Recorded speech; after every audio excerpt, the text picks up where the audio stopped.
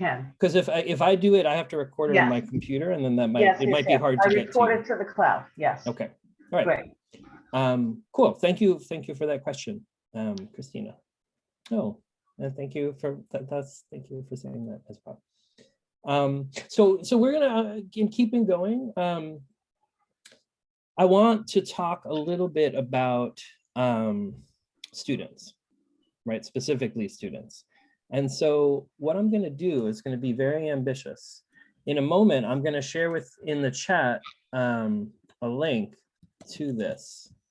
But what I'm basically going to ask you to do, this is a sample of student work. This is actually one of my students, one of my first years of teaching, 2001, maybe it's one of my first couple of years, so in the early 2000s. And so here's what I'm going to do. I'm going to put this link. You can't click on your screen to this, but I've created a Jamboard, which is just a place where we can kind of share the space. And so it's what I'm going to ask you all to do is can you all see my cursor when I move in here? Yes. So if you're unfamiliar with Jamboard, it's just an online, it's basically a board, like a whiteboard or blackboard. And so what I'm going to ask you to do is this option right here underneath the arrow will give you a sticky note. And then you can type. And what I'm going to ask you to do is look at that sample of student work and think about, what do you notice? Basically, I'm going to keep it simple. What are some things you notice, and you can put it in. There's maybe enough of us that it might get a little crowded. So if you come up here, like to the top of your screen, this little arrow, it's actually a couple of, it's the same image for a couple of slides. So if you feel like there's too many people, you can slide to the next. But I'm going to give you a couple of minutes and then we'll come back and talk, but I'd like you just to kind of look at that student's work and just see what you notice, again, under this idea of sense making. Does that make sense? Any questions?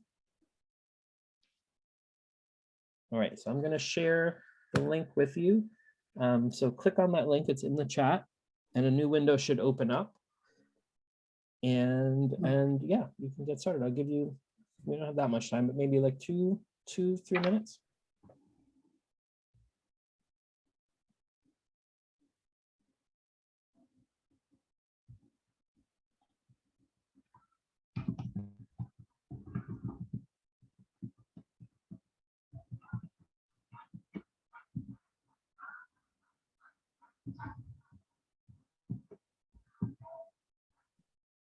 There, I'm actually going to move that so that you guys can see the full screen.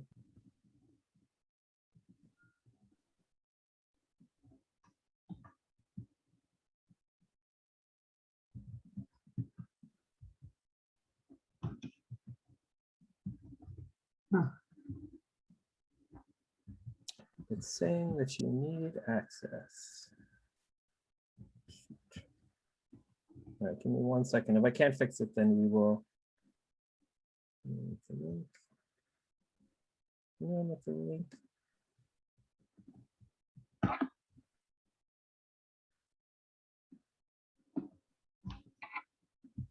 All right, I'm gonna put another link in the chat. I see some of you are coming in, but if you were unable to, try the second link. And otherwise, we'll try something different.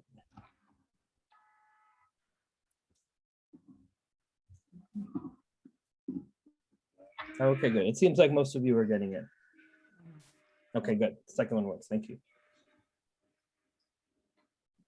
All right, so I'll restart the clock.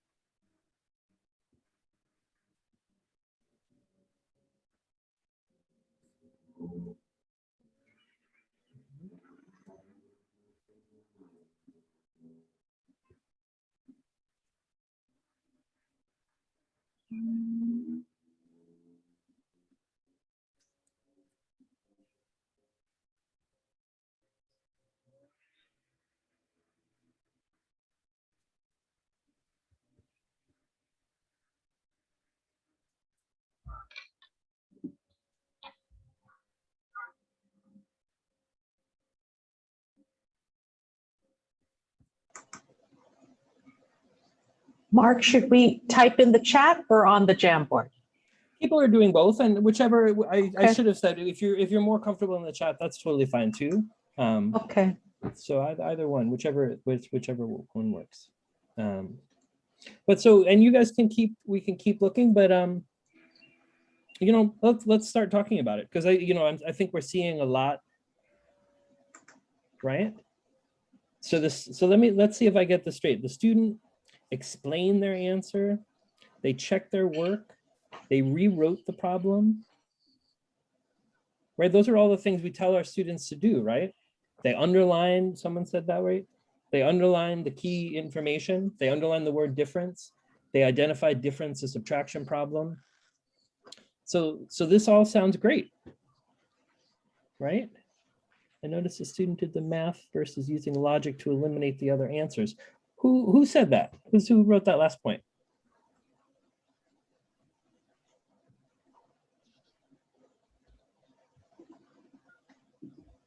Not to put you on the spot, but if you, I would love. Christina.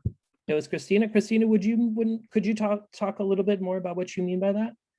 Well, when I looked at the answer choices, and recognized that the student did the work, but when you actually look at the answer choices, there is only one that could make sense. Wait, what do you mean?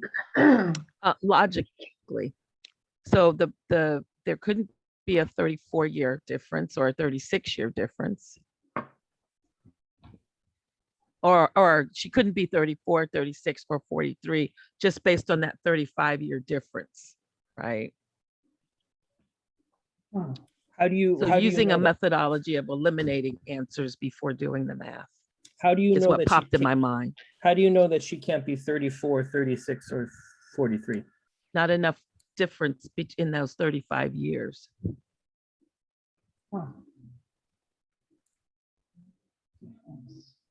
There's not enough difference. So tell me, what does the word difference mean in this situation that's telling you that, or making you right? So here where it says connection? there's a 35-year age difference between Paulina and her son. Mm-hmm. So that's what struck me, was just looking at it that way. So what does that mean, that there's a 35-year age difference between Paulina and her son? And this is an open question. I'll open that question to everybody. It means that there's 35 years between them. Right. So if you start at 8 and you count up 35, that's the kind of logic that you could use. And So, to go ahead. sort of expand on what Christina was starting us with, I think that likely means that this Paulina was 35 when she had the son. So she can't currently be 34. And I think that was sort of the process of elimination piece of, like, logically, that one just doesn't work. So do we have an answer? What is the answer?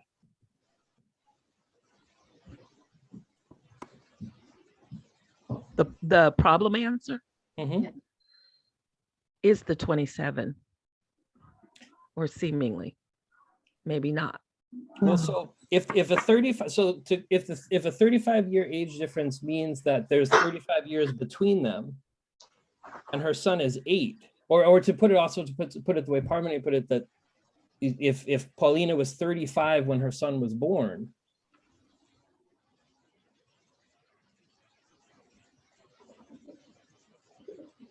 She's 43. Right. then she would be 43. 43.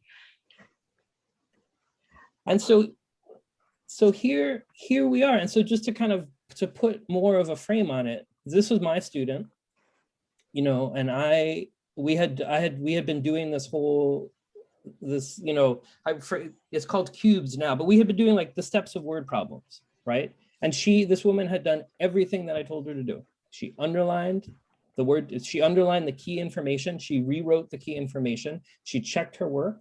She explained her thinking when she says, I knew to subtract because the key word in the first sentence is difference, right? And she had that, right?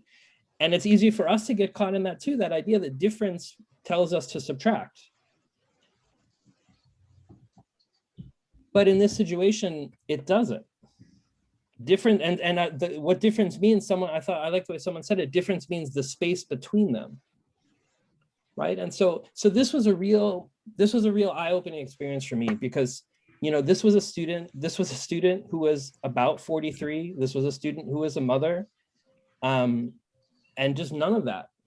She didn't use any of that. She just did what I had told her, and what I had told her led her to do this. And so it was a real, I think about it all the time. This is now 20 years ago, and I have this on my desk. And so, you know, that was an important thing for me in a couple of ways. Like, one, that answer getting really can get in the way of making sense of the situation. But also, it really helped me understand that all of the stuff that she did, she was taught. I taught her. I taught her to do those things. And so I could teach her something else. And so again, to kind of, you know, from my own background, you know, when I teach reading, I kind of go into it. This is the structure I use, like the activities we do before we read it.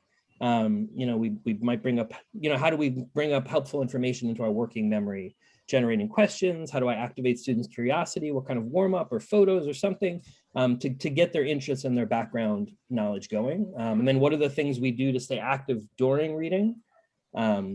You know, monitoring or understanding, addressing confusion, asking questions. And then what are the things we do after reading, right? To reflect on our process, to add perspective. And so what I'm working on is the idea of doing that in the math class, right? So what are the things, what are the activities, the kinds of things we do before we problem solve, during problem solve, and after we problem solve. And so that's kind of going to be the bulk of the rest of our time together. So before problem solving, in the beginning, I asked you all, so let's see if I can make this work. I asked people if they wanted to share a little bit about their first job. So I'm actually going to drop a poll. Actually, you can see it. So did you all get the poll? Yeah. Yep. Okay. So fill it out.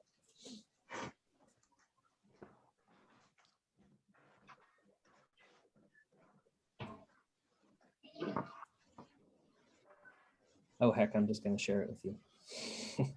Why wait? You can see it as they're coming in.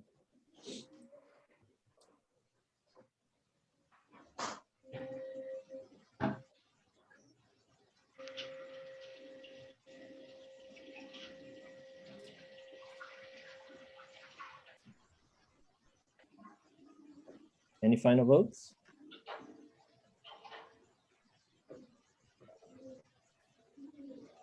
I think actually that might be everybody, because I think it's including Linda and I can't vote for someone because I'm the host. So I'm going to leave it there, and I'm actually going to pull this over.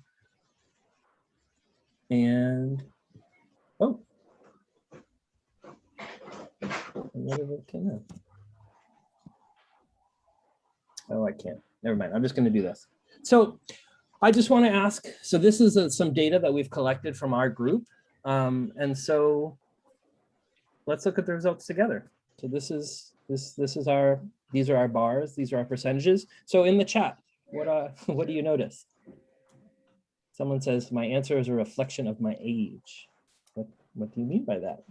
We're not seeing the Zoom elements of your screen right now, Mark. Only the presentation slide. Oh, you can't see the poll? No. Yeah. No. Oh. I can see the poll. No. Well, here, I can also fix it. Let me drop out of the presentation and just quickly drop it in. Not that. Sorry. For that heads up. That would make it very difficult to notice. Sometimes it's just a matter of unsharing and resharing too. Zoom is crazy. Oh, you know what I can do? I'm sorry. I could also do that, and I can share the results. Now you should be able to see it. Yeah.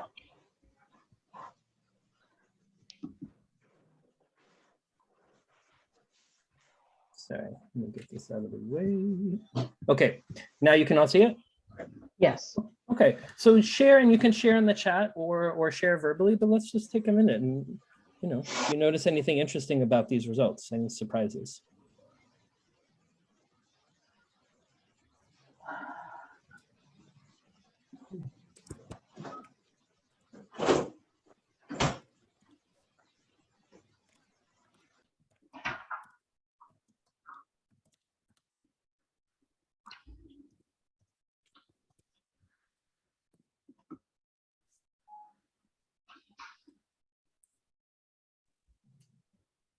I'm really curious about whoever answered to the $0 to $1.99 per hour. I'm very curious about whether that was sort of like an off the book situation, or sort of minimum wage laws were so different at some point.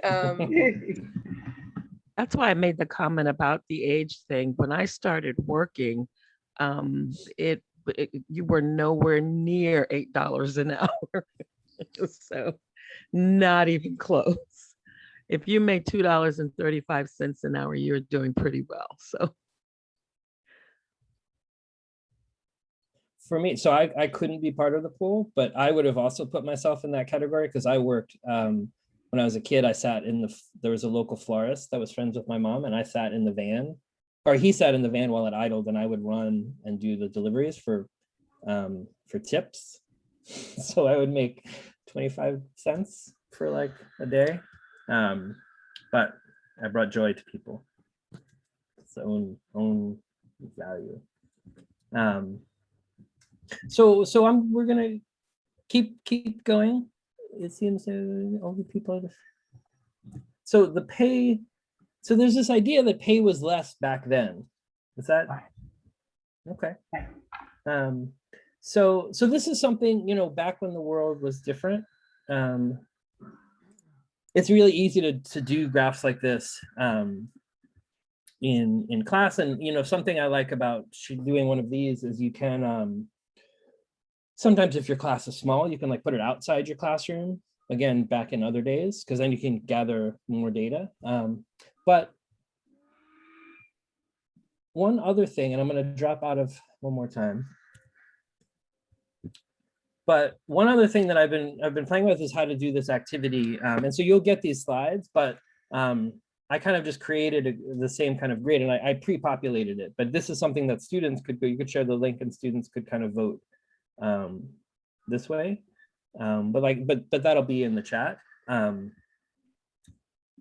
But the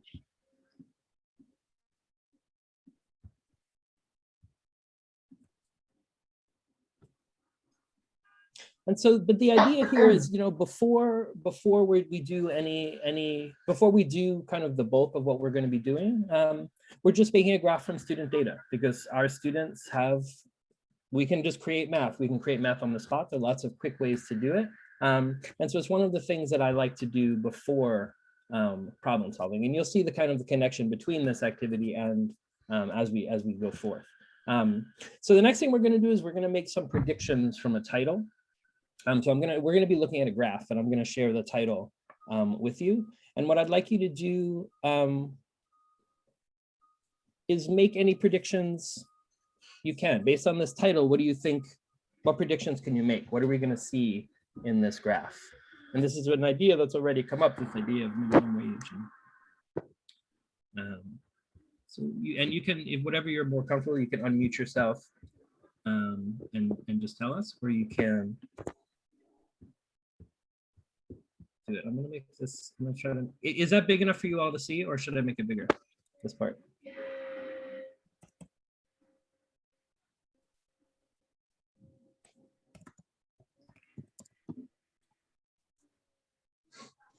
I guess I would guess the price of bread has risen more steadily than the federal minimum wage.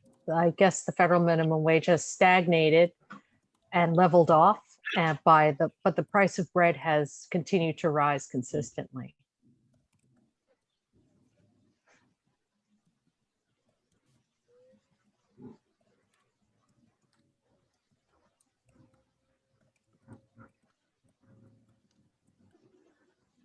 Okay, what are some other things we might see? You're being very kind and not testing my very slow typing.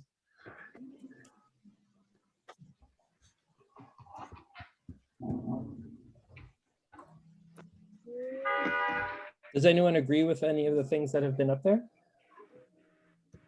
So we're seeing it might be, sorry, I just saw the chat. We're going to be seeing price changes. There's a question about whether or not it's going to be in line graphs.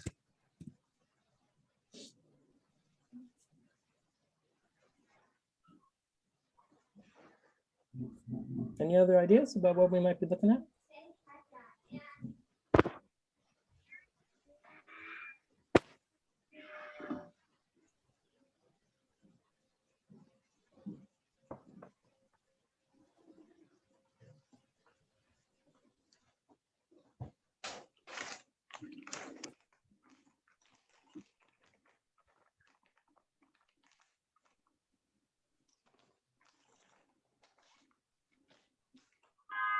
Okay. Just so you know, I've been practicing my my not fearing the crickets by singing a verse of the Battle Hymn of the Republic in my head to just make sure I don't step in and stop the question too quickly. So, but thank you. So I'm going to share the graph with you all in a minute, and we'll see kind of what of these have come true and what else we notice. So here's a graph: the cost of bread and the federal minimum wage. So in the chat, and let's keep it in the chat, because for this, I want to give kind of everybody a sense, just to have some quiet time of looking. So we will be able to unmute and share in a moment, but for now, just in the chat, describe what you notice when you look at that graph.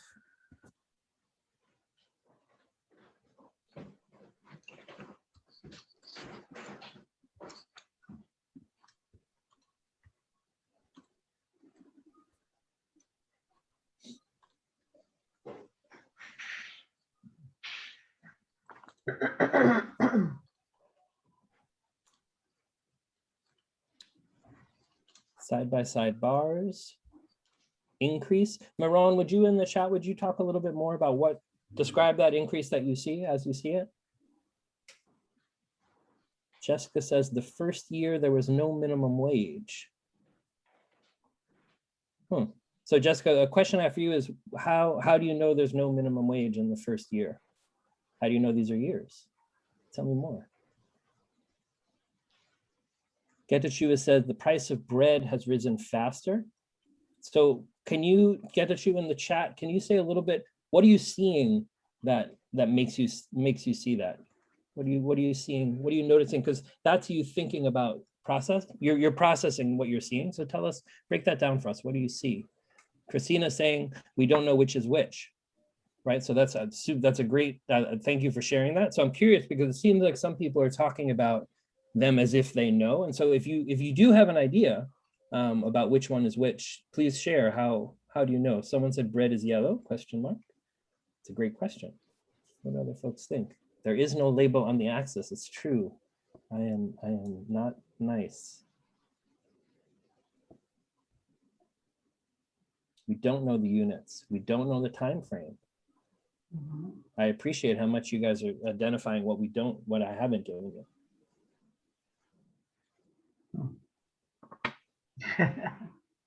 The bread is yellow and the minimum wage is green because I get paid more than bread costs. Do you really? I used to live in New York. I remember how much bread costs. That's a hefty chunk. No, I'm just kidding. The three yellow bars on the left are the same. So I think these three here are pretty close. I assume green is the price of bread.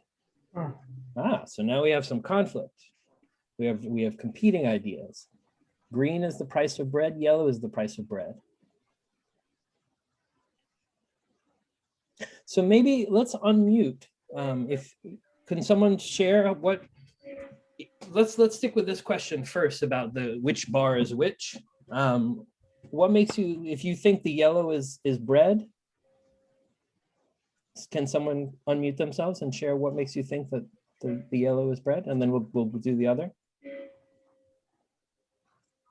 I just guessed because bread has always cost money, but we haven't always had a federal minimum wage.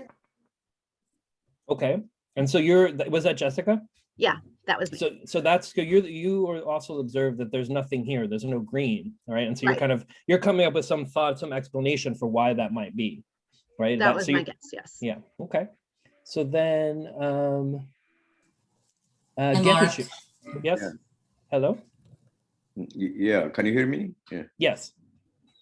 Well, of course, I mean, we said or we assume that, minimum wage stagnates but the price of things are going up. And one of the things is bread.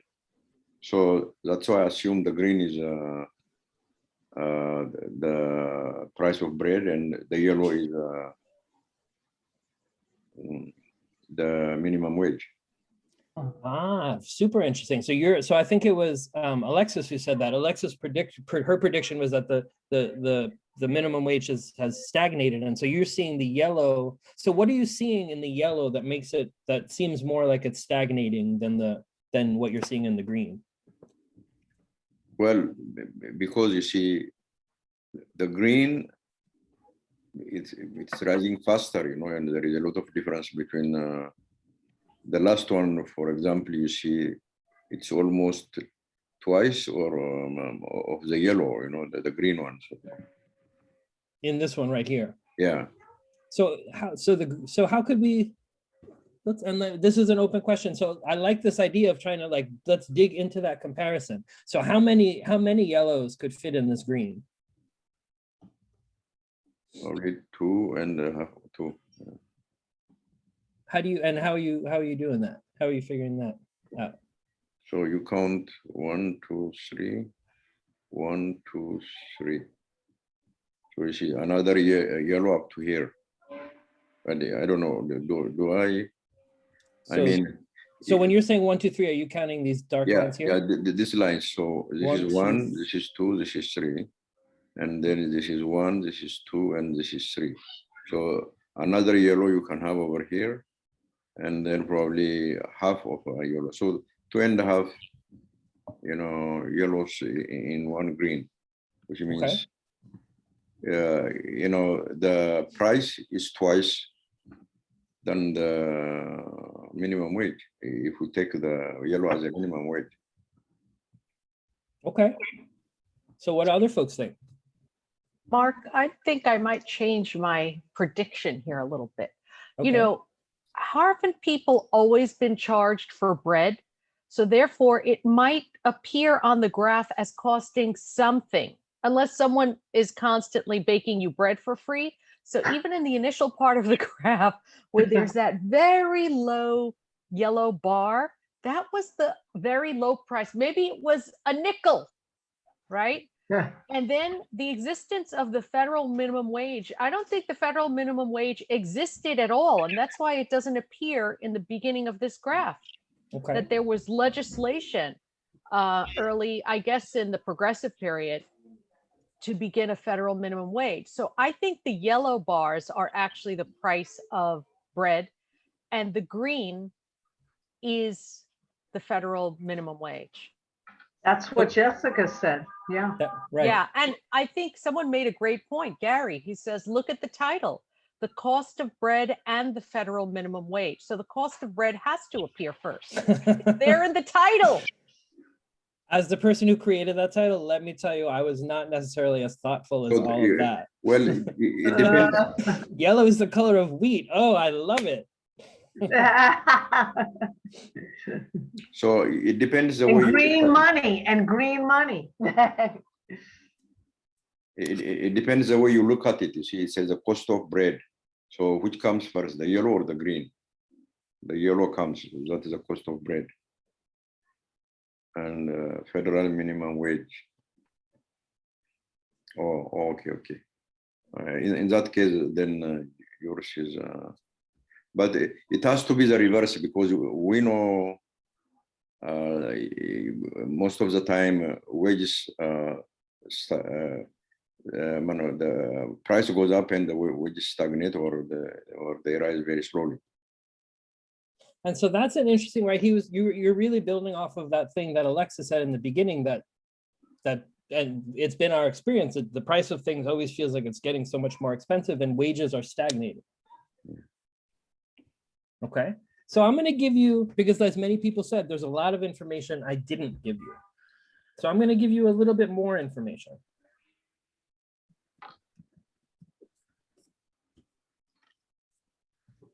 Oh, okay. That's what I was thinking, Mark.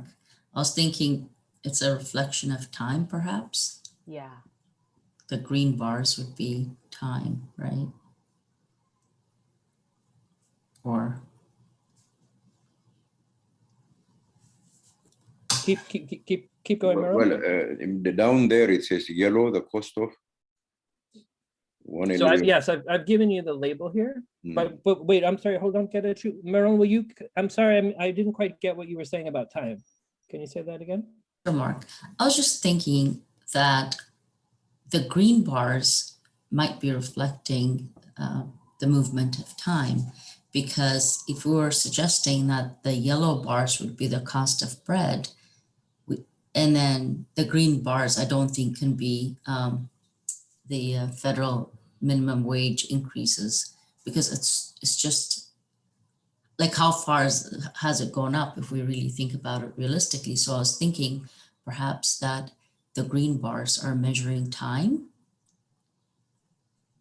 as in how long there's been the changes, like in how long has the price of bread increased from a certain period of time to a given period of time. For example, on your graph, we noticed from 1930 to 2010. Right. So one of the things that so the first, you knew the title was bread and minimum wage, but you didn't, many of you said you had guesses about the fact that it had to do with time, but now we know for sure. So how does time work on this? So it's 1930 to 2010. So what is that time element that I've added? Can someone, what do you see that kind of helps us figure out what's going on with time on this graph? It starts very early in the 1930s, right? The price of bread. And I think we're doing it in 10-year increments, decades, as Christina said. So it's comparing, it's a decade-long view. So the stagnation of wages or federal minimum wage doesn't look as bad when we take it in 10-year increments. It looks like it's been a steady rise. But I bet if we extended this graph to 2020, or we looked and we filled in the individual years, we would see the green is much more leveled off in terms of the stagnation. So because it's a 10-year view, it makes it seem like, oh yeah, the minimum wage has been going up every 10 years. It looks like it's substantial, but it's not substantial. This is a deceptive graph. Okay. Oh, the cost of bread in the federal minimum wage. Oh, yeah. I think I agree with her. This is not a realistic presentation. I mean, the numbers are real. The numbers are real. I can promise you that. You're playing with the numbers. Statistics can be skewed and presented. So we're not getting real, a more accurate view. It leads me to question whether just looking at a pound of bread is enough. Maybe it's a bag of a certain groceries, certain staples, more than just bread. And so that's a great question, right? Why are we talking about a cost of bread? What does that mean? And like, are there other ways? And I like that idea of a cost of groceries. So I'm gonna speed up a little bit. Because I wanted to give us lots of time to like get messy but now I just want to, right? 10 cents to $3. Yeah.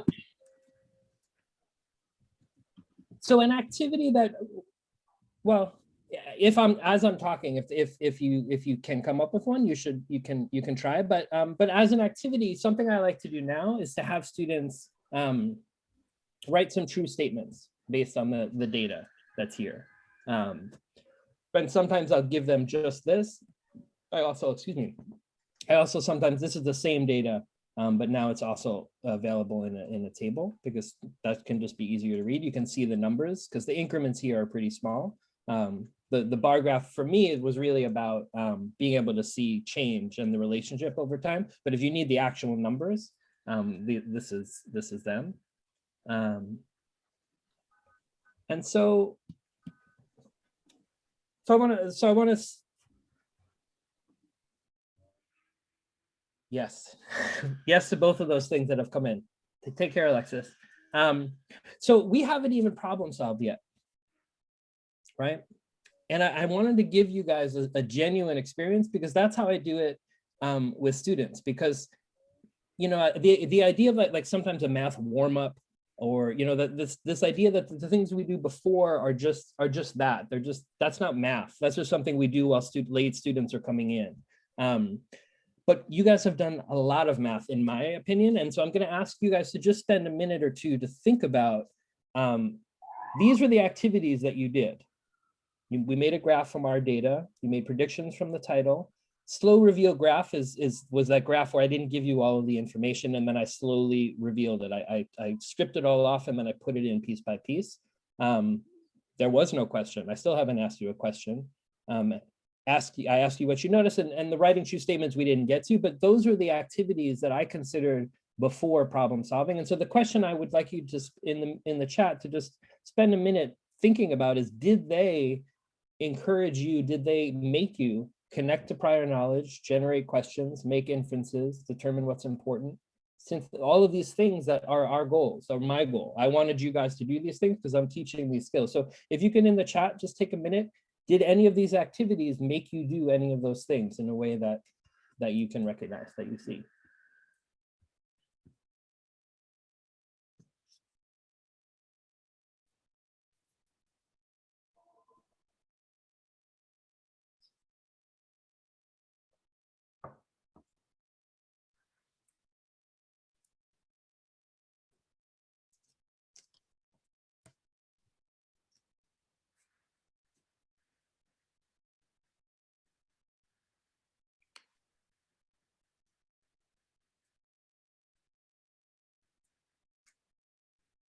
Jessica said she had to connect to her knowledge of minimum wage laws. I feel like, yes, there was a lot of that connecting to prior knowledge, both in terms of minimum wage laws, but also just things are expensive and shopping, right? And just kind of what our experience has been like, ideas we have about wages.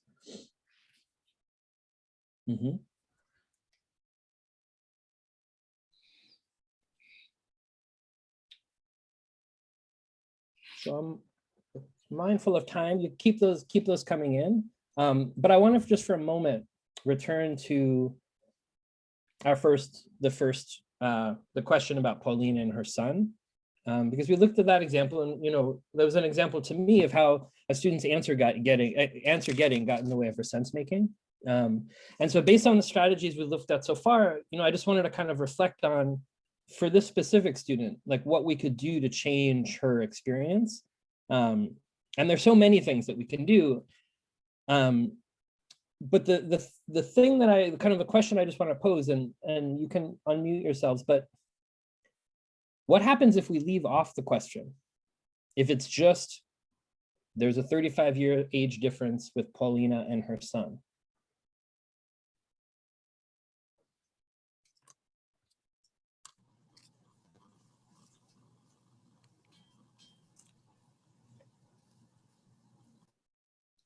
Like for me, I mean, you could underline things, but there's nothing to do but read it and kind of sit with it. Like you'd say, so what? Right? There's a 35-year, but so then what does that mean? Well, maybe, well, I was 36 when my kid was born. Like then just these ideas can come. They use background knowledge, there's close reading, they slow down because there's nothing to do. You can't jump to the answer getting, you can't jump to the procedure, you can't jump to the steps because there's nothing to do but just understand what that sentence is. And then the question is, if we leave off the question, what do we do instead? What do we ask them? And so there's a 35-year age difference between Paulina and her son. What do you notice? Right? Asking students that. What do you wonder? Right? Another question that's really fun is, what math questions could we ask? Because there are a lot. The question I asked was about if Paulina, if the son was 8, but students can come up with a different age, they can come up with Paulina's age and ask about the age of her son. It's actually the way that I kind of stumbled across this is I was teaching and I was writing a word problem on the board and someone called me out from the office. I had to go and talk to someone. And I came back in and my students were dutifully working on the problem. And I was like, oh, that's nice. I didn't even have to tell them to get started. And then I realized I hadn't actually finished the problem. I hadn't finished writing it on the board and there was no question, but they were all like working and doing it. And so I just let them go. And then we shared, we did what we normally did. And I had people share their answers and we had them all up and the answers were like very wide. They were all over the place. And students were like, what's going on? And I was like, well, let me ask you another question. What question were you answering? And what question were you? And they were all answering different questions. And I felt like I'm sharing that story. I know we're time is not with us, but I wanted to share this story because so much reading in math is not actually reading, right? They had no idea that I didn't ask the question. They were so used to seeing certain types of questions that they just read it and the question filled in. And that's something really important for us to be aware of when students do that, because you can't understand. Of course, you're going to answer things that don't make sense and you're going to focus on the answer again because you're not even asking what the question is. You're not even thinking about it. Wait, Lori, you're raising your hand. I'm sorry, I just saw that. I don't know if you can. Yeah, go ahead. You unmute yourself and please. That's fine. I often ask my students after a sentence to tell me what they know by that sentence. Like, what is that sentence telling us? Forget about what they're asking as the question at the end. What do you know based on what they've said? And oftentimes it seems like in mathematics, we tend to make a lot of assumptions that we shouldn't make. And we can't make assumptions in math. We have to take it at its face value and use that only. And it gets really murky when there are times where we are expected to make assumptions and knowing the difference between those two times. And I stress that with the students that they need to get that comfort of when it's appropriate to make assumptions and when it isn't, and not to read into different aspects of things. I think that's a really great point. And that that's a key part of, when we talked about, oh, I'm actually going to stop talking because Jessica just raised her hand. Jessica, you take over. What did you want to say? I'm sorry, Mark, I didn't mean to interrupt you. No, I prefer it. I do something similar to what Lori does. I'll say, okay, so, like either tell me what you know or like, so what did that tell us? Like sometimes they'll say, oh, so-and-so makes this much an hour and they charge a flat rate per blah, blah, blah. I was like, so what does that mean? And a lot of times, like, we haven't even gotten to the question yet, but just understanding the concept of like, what is a flat rate? What does it mean to make money per hour? And how can I relate it back to like what I already know? People get really caught up just in understanding the semantics of the question. And I think that, sorry, go ahead, Lori. I think that sometimes we get so caught up in the fact that we're doing math that we see that word difference and we think, oh, it only means this. And in language, we don't necessarily make that assumption. We know that the rest of the story tells us what that word means. And yet oftentimes in math, we forget that aspect of it and we just focus on, oh, every time I see difference, I'm only doing subtraction. That's the only thing I'm doing. And that just isn't the way math works. Right, or anything works. I mean, imagine the equivalent of that in reading and writing. Don't read that chapter, just read that paragraph or that page. Don't read that paragraph, just read that sentence. Find the main sentence and that's the only thing that tells you everything. Don't even read the sentence. You know what? Just read the word. The key word of that paragraph, we just wouldn't ever do that because it's understood that we're trying to make sense and we need all of the things to make sense. I think the strategies, thank you both for sharing those. I think, for me, one of the things that, it sounds like, you're doing exactly this. Something I have found helpful for me, because one of the questions I have is like, some of my students are just going to jump ahead and read it anyway. And so I actually withhold the question just to kind of keep us all in the same place. Because I agree with both of you that just so much meaning comes out when so much math is being done. When you say, what do you notice? Or I forget, I'm sorry, which one of you said it, but what does that mean? If somebody's salary is this per hour, what does that actually mean? Because there's a lot of things that mean, that could mean.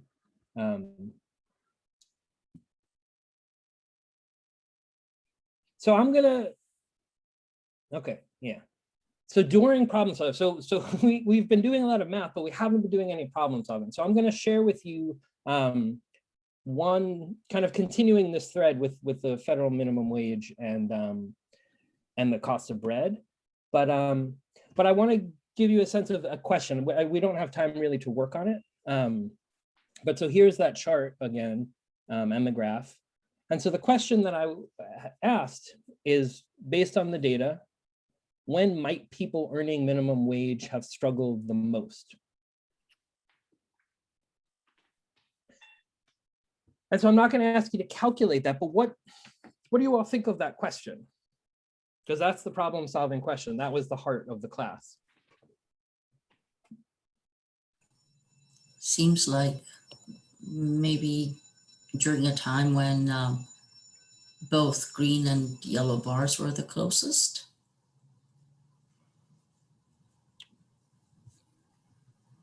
Interesting. So was that Maran? Who just said that? So Maran was saying when Yes, the it was lines are the me. closest. Somebody else is saying when the difference is the greatest. So kind of the opposite. I'm going to leave that as an open question because we don't have time to answer it. I'll share this with you and you can explore it on your own. But I just wanted to point out that, my goal in this question, when might people earning minimum wages struggle the most? There are answers that are reasonable and answers that are not. But what I like about it is it depends on how you explain why, right? There's more than one way to think about this question. There's more than one way to answer this question. And it's vague. I'm appreciating that people are very encouraging about the question. But it's also a little frustrating. Well, what does that mean, struggled the most? That's a pretty, I have to think about what that means. And that's the design, right? I'm asking a question that requires interpretation, that's definitely, it has more than one answer, but requires not only for you to prove, to make an argument about why your opinion is valid, but also to even define what it is. What does it mean to struggle in terms of these numbers? So I'm going to share with you a couple of answers that students have come up with. So they were looking at this group figured out how much bread you can earn with an hour's wage. So working for this much, how many loaves of bread? We're earning this much per hour, how many loaves of bread can you make per hour? Whereas this group did it a little bit differently, right? They figured out to buy a loaf of bread, how long would you have to work? So it's just another way of interpreting the questions. Their answers were similar. I think the answers were the same. So I'm gonna jump because I want you guys to have a couple of minutes just to get a taste of the after problem solving. But for the sense-making activities, to keep it sense-making, even when they're doing math, even when there is an answer involved, I'm looking for questions. I'm going to try to be designing questions that are requiring interpretation. And then it's about presentation and discussion, because I want them still to be talking. It's not just about the number. The number, students always laugh and tease me, or kind of laugh to new students who come, because we'll talk about a problem longer than they were working on it, right? Because there's a lot more time, and because if the learning stops when the answer comes, then that's telling students that answers are the thing, right? But the point of our classes is not to get the right answer; it's to learn math, and so there's a lot of learning that happens even after we get the answer.